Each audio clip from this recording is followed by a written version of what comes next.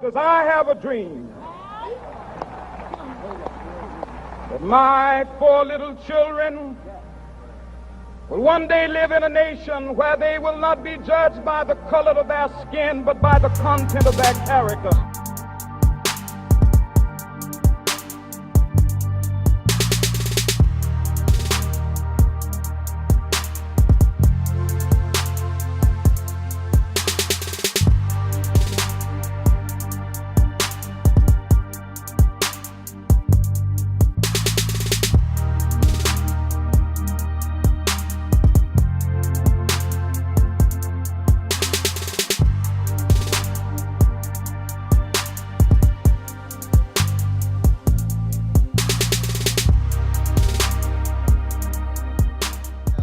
Intersectionality is about saying that Black women are experiencing discriminations and marginalization that are in some ways the same as all women, in some ways the same as all men.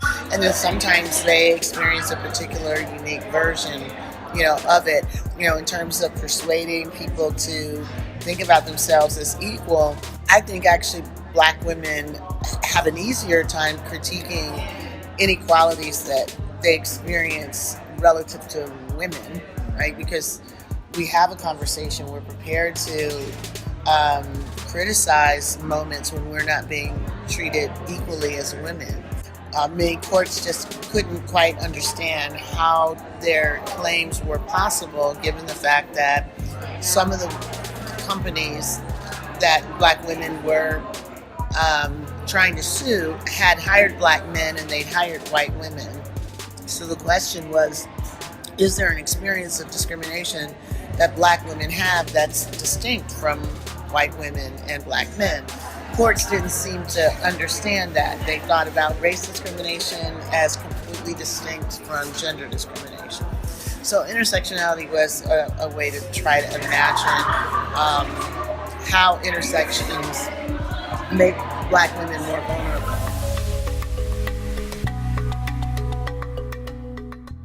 I am a senior manager here at Raytheon. I work in the information technology department, and I am a compliance manager. I just love for solving problems and technology and innovation with problem solving, using technology. I was just always interested in that, putting things together and just using technology for things other than just the phone.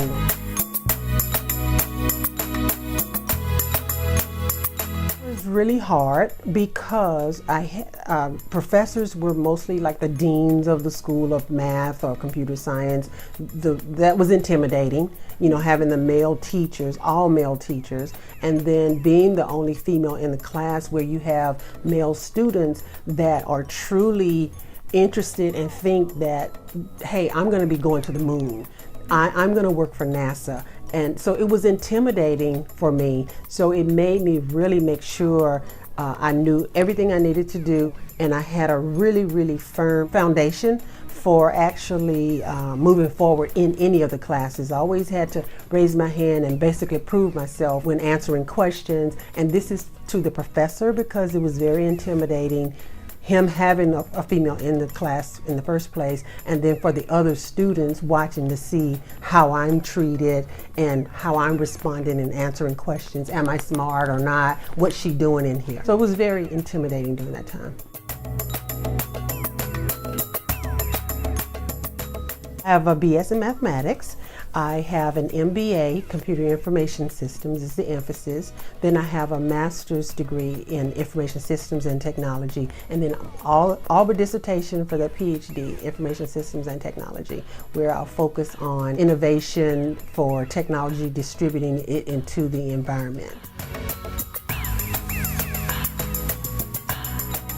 My daughter actually has her degree in computer science, and getting her that way all through junior high and high school, we always, let her enroll in like the Sally Ride science camp or some type of technology programs and stay on the campus of universities. And so being a girl, feeling that, oh my goodness, I want to do girly things, no girls are interested in this, my friends aren't interested in this, I really don't know if I really want to do this. So the conversation I had to have with her is, sometimes there are things you like to do and are good at, then there are things that you don't like to do and that you may not have a strength in it. You need to really focus on both of those, and that way you find some way to bring those kind of things together. So having those kind of conversations, and then I think taking her to career fairs to understand what the possible careers are. I think that was helpful, in her making her decision on computer science. And so she ended up working in healthcare technology, where she designs the technology for doctors. So she works on like the incubators and the CAT scans and those kind of things. That type of technology she does with a computer science degree.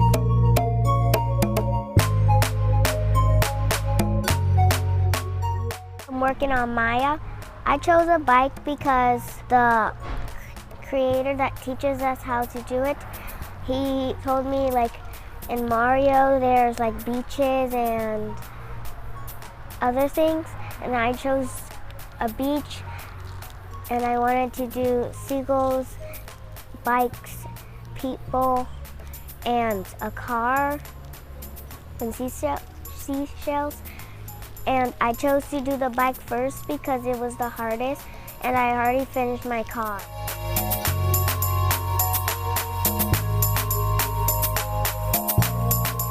The easiest way is to use a different program called ZBrush. First, I used ZBrush first and then went on to Maya, and now I think I'm ahead of the people in there, but I just done it for 4 or 5 weeks. Our family is a creative family.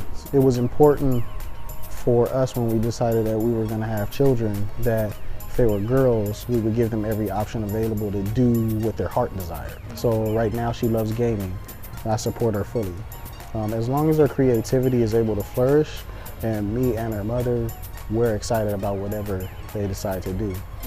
She loves education, she loves books, she loves math. You name it, she wants her hands in it. So we'll see what happens. But she's gonna be a success, that much I do know.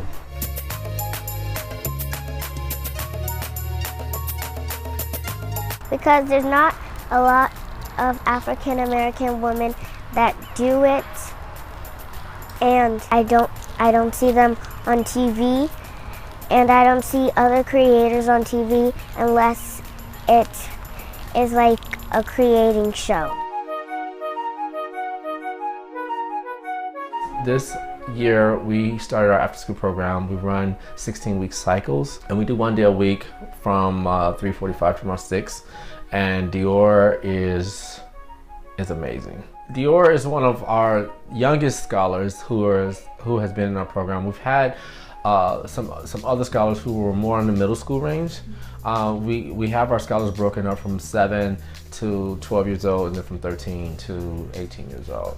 And so Dior will come and hang out, and then she just kind of self-enrolled because her brother's in my class. I started the organization 10 years ago with the concept of creating a career pathway using technology, and we had to find what vehicle would that be. So we said, how can we create a career pathway for our scholars to take their education and align it to job and career development opportunities. And so we decided that we were going to use 3D video games and music production as a career pathway to expose them to the creative economy. It's very important because the world is a digital world, and was at one time was mostly male dominated because coding is very specific, right? You have animations very specific. So these production pipelines that exist within building anything digital was often seen as a more male role.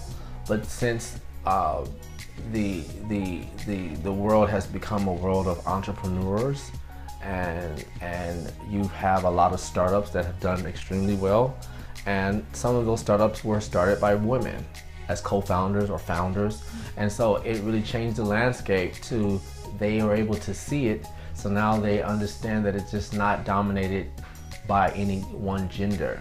And so therefore I believe is giving women or young girls an opportunity as a new model to look at as something that they could pursue.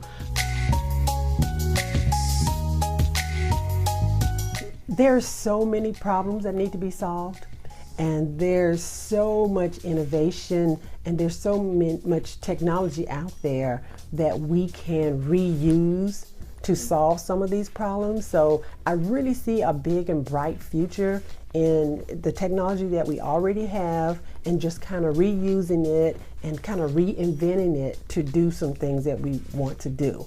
I see a lot of that. There are a lot of different rules that are changing, you know, the governmental regulations and state laws that are changing. So technology's gonna have to take the path also along with those changes. So I see a big future for technology and the many uses. And I think uses that you didn't think of before.